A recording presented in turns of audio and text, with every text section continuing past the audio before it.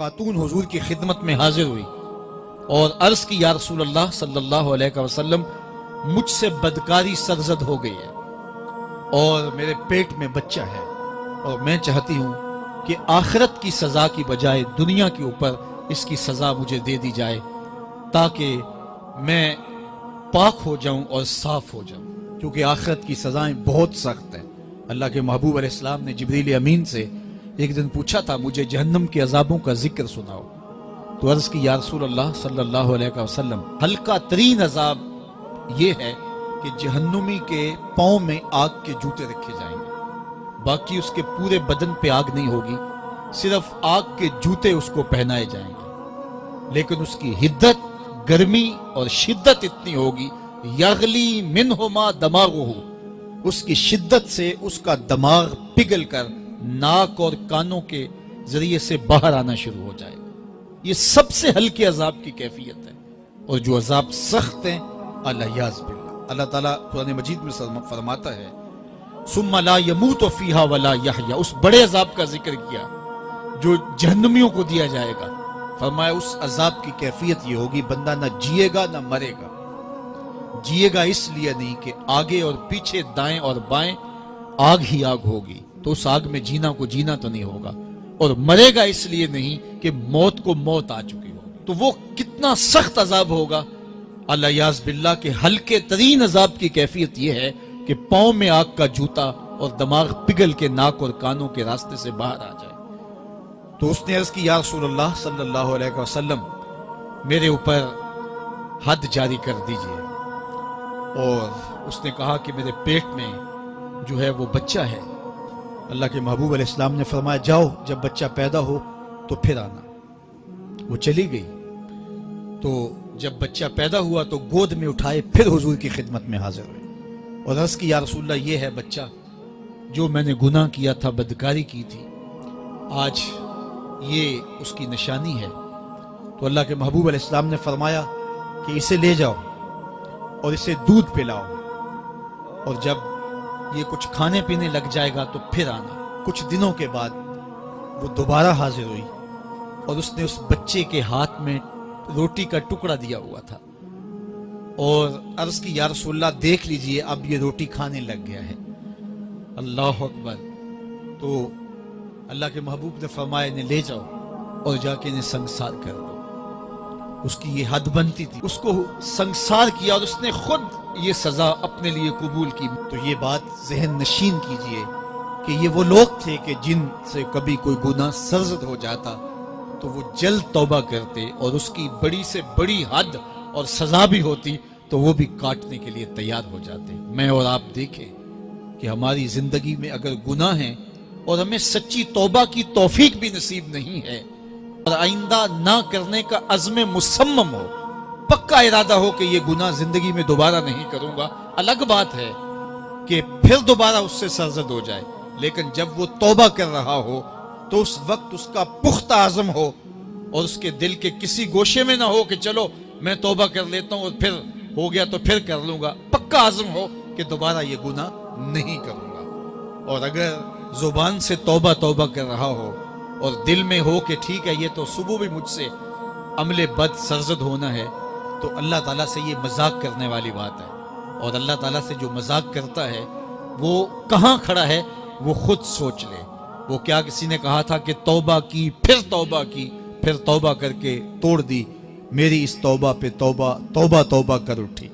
تو ایسی توبہ نہیں ہے کہ جو رسماً کسی مجلس میں چلے گئے، کسی اجتماع میں چلے گئے تو سب لوگوں نے توبہ توبہ کی تو وہ بھی توبہ توبہ کرتا رہا، لیکن اس کا عزم مصمم پختہ ارادہ نہیں تھا گناہوں کو چھوڑنے کا، تو یہ توبہ نہیں، یہ مذاق ہے۔ اس لیے اللہ کے حضور سچی توبہ یہ ہے کہ ماں قبل کے گناہوں سے مٹی کے گھروندے پاؤں پہ بناتا ہے اور انہیں مسمار کر دیتا ہے۔ وہ کبھی آپ نے دیکھا ہوگا کہ بچے ریت میں اپنا پاؤں رکھ کر کے اوپر سے ریت تھپک لیتے ہیں اور پھر پاؤں ہولے سے نکال لیتے ہیں، بچ جائے تو بڑے خوش ہوتے ہیں، اور جب کھیل ختم ہو جاتے ہیں تو اسے گرا دیتے ہیں اپنے ہاتھوں سے۔ بہلول بھی اسی شغل میں لگا ہوا ہے، بہلول یہ کام کر رہا ہے، گروندے بناتا ہے گراتا ہے، گروندے بناتا ہے گراتا ہے۔ بادشاہ گزرا، پوچھا بہلول کیا کر رہے ہو؟ ہنس کے کہا جنت کے مکان بنا رہا ہوں۔ کہا بیچتے ہو؟ ہاں بیچتا ہوں. کتنے کا؟ 10 روپے کا, سیل لگائی ہوئی ہے. بادشاہ مسکرا کے گزر گیا. دیوانہ ہے, مجنوں ہے, اپنی موج میں لگا ہے. پیچھے سے ملکہ زبیدہ بھی آ رہی تھی, اس نے بھی دیکھا. کہا بہلول کیا کر رہے ہو؟ کہا جنت کے مکان بنا رہا ہوں. کہا بیچتے ہو؟ ہاں 10 روپے کا بیچتا ہوں. 10 روپے بادشاہوں کے لیے کیا ہوتے ہیں؟ 10 درہم نکالے, اس کو دیا, اس نے دریائے دجلہ میں پھینک دیا. فقیر اتنی دیر تک فقیر نہیں بنتا. داتا صاحب فرماتے جب تک مٹی کا ڈھیلا اور سونے کی ڈلی اس کی نظر میں برابر نہیں ہو جاتا. اور ایک مکان کے گرد, ایک وہ گھروندے کے گرد دائرہ لگایا. کہا یہ تیرا ہوا. ملکہ گزر گئی, بادشاہ بھی چلا گیا. شام کو اپنے محل میں پہنچے. بادشاہ سویا, منظر جاگا کہ حشر کا دن ہے, پھر جنت کا منظر ہے. جنت میں بڑے بڑے خوبصورت مکان ہیں. ایک مکان تو بڑا ہی اچھا لگا, تو جی چاہا کہ اس مکان کو دیکھوں. تو جب قریب گیا تو دروازے پہ لکھا تھا ملکہ زبیدہ. شوق سے آگے بڑھا تو دربان نے روک دیا. کہا یہ ملکہ کا ہے. کہا وہ میری ہی ملکہ ہے. کہا دنیا کے ضابطے اور ہیں, آخرت کے ضابطے اور ہیں. بادشاہ کی آنکھ کھل گئی, بے چین ہو گیا. ملکہ کو بیدار کیا. کہا تو کون سا نیک عمل کیا ہے؟ میں نے جنت میں تیرا یوں محل دیکھا. ملکہ کہنے لگی وہی معمول کی نمازیں, وہی سب کچھ, کوئی نیا کام تو میں نے کیا نہیں. ہاں یاد آیا, کل گزر رہی تھی, دجلہ کا کنارہ تھا, وہ جسے لوگ مجذوب کہتے ہیں, وہ جو دیوانہ کہلاتا ہے, وہ بہلول, وہ جنت کے محل کہتا تھا, وہ بنا رہا تھا. میں نے کہا چلو کوئی بات نہیں, فقیر ہے, 10 روپے کیا ہوتے ہیں. تو میں نے 10 روپے کا ایک محل خریدا تھا. بادشاہ سر پکڑ کے بیٹھ گیا, وہ تو مجھے بھی کہتا تھا. میں دیوانے کی بات سمجھ کے گزر گیا. اگلے دن بادشاہ قصدن گزرا. جب قصدن گزرا نا تو دل دھڑک رہا تھا کہ کہیں مجذوب پھر آج مل جائے اور اسی موج میں ہو تو کام بن جائے. دیکھا تو بہلول وہاں بیٹھا ہوا ہے. آگے بڑھ کے دیکھا تو کام بھی وہی. بادشاہ پھر رک گیا, پوچھا اب بہلول کیا کر رہے ہو؟ اب دل دھڑک رہا تھا کہ مجذوب ہے, کوئی اور بات کہہ دے تو چلو اچھا ہو کہ وہی جواب دے دے. اس نے وہی جواب دیا, جنت کے محل بنا رہا ہوں. بادشاہ کا کچھ دل ٹھہرا, پھر کہا اچھا بیچتے بھی ہو؟ ہاں ہاں بیچنے کے لیے بنا رہا ہوں. بادشاہ ادھر جیب میں ہاتھ ڈال رہا ہے اور ادھر پوچھ رہا ہے کتنے کا؟ کہا آدھی حکومت لگے گی. کہا کل تو 10 روپے کے بتا رہے تھے. کہا کل تم نے دیکھا نہیں تھا, آج سودا دیکھ کے لے رہے ہو. اللہ تعالیٰ ارشاد فرماتا ہے انما تنذر من اتبع الذکر وخشی الرحمن بالغیب, جو ان ڈٹھے سودے کرتے ہیں, جو بغیر دیکھ کے کرتے ہیں. اچھا چلو ایک خوشخبری میں آپ کو بھی سناؤں, اور وہ خوشخبری رسول اللہ کی زبان سے.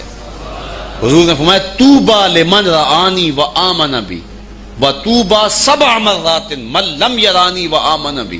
فرمایا صحابہ تمہیں مبارک ہو ایمان کی کہ تم نے مجھے دیکھا اور میرے اوپر ایمان لائے. اور کہا انہیں 7 مبارکیں ہوں جنہوں نے مجھے دیکھا بھی نہیں ہوگا اور پھر بھی ایمان لائیں گے.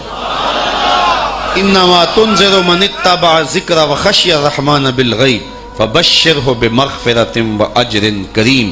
ان کو بشارت دے دیجئے بڑی عزت والے اجر کی اور خوشخبری بھی.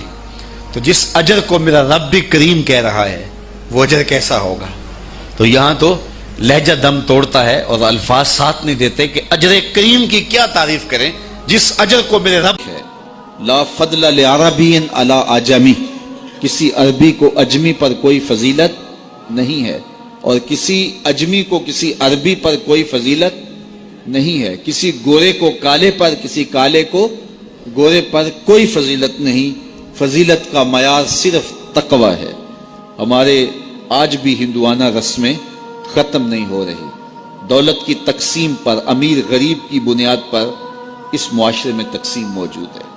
ہمارے دیہاتوں میں چودھری اور کمی کی بنیاد پر تقسیم موجود ہے. رعایا اور حکمرانوں کی بنیاد پر یہاں تقسیمیں موجود ہیں. لیکن میرے اور آپ کے آقا و مولا نے قیامت تک آنے والی انسانیت کے لیے جو منشور دیا وہ یہ تھا کسی عربی کو اجمی پر کوئی فضیلت نہیں, کسی اجمی کو عربی پر کوئی فضیلت نہیں, کسی گورے کو کالے پر کوئی فضیلت نہیں. چونکہ کالے رنگ بھی اللہ نے بنائے ہیں, گورے رنگ بھی اللہ نے بنائے. حکیم لقمان رنگ کے کالے تھے اور صورت اچھی نہیں تھی. تو کسی نے ان سے پوچھا کہ آپ اتنے بدصورت کیوں ہیں؟ تو حکیم لقمان نے کیا جواب دیا؟ کہا آپ شکل میں نقص نکال رہے ہیں یا شکل بنانے والے میں نقص نکال رہے ہیں؟ تو وہ خاموش ہو گیا. اللہ اکبر.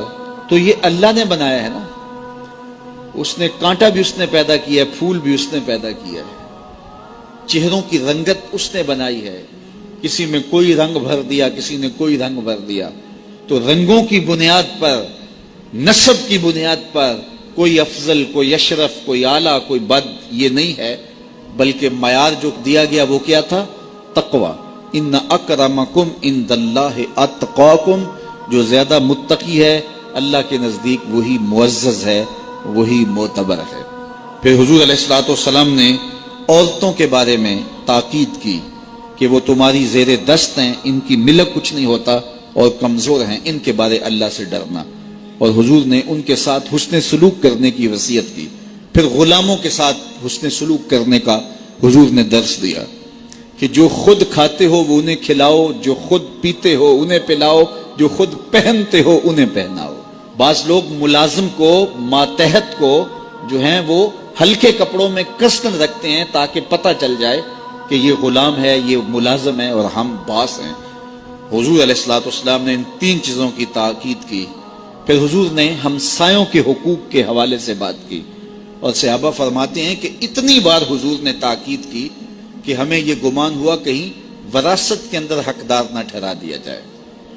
تو ہمسایوں کے حقوق کے حوالے سے حضور نے تاکید ارشاد فرمائی. پھر حضور نے 3 باتوں کی تاکید فرمائی.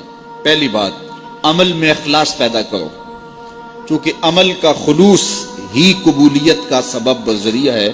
اگر عمل میں خلوص نہیں تو کچھ بھی پلے نہیں ہے. دوسری بات, حاکموں کو وصیت کرنا, جو بادشاہ وقت ہوں, حاکم ہوں, ان کو خیر کی بات کہنا, ان کو بتانا, ان کا قبلہ درست کرنے کی کوشش کرنا, یہ ذمہ داری ہے قوم کے اوپر. تیسری بات کی حضور نے یہ وصیت فرمائی, لزوم و جماعت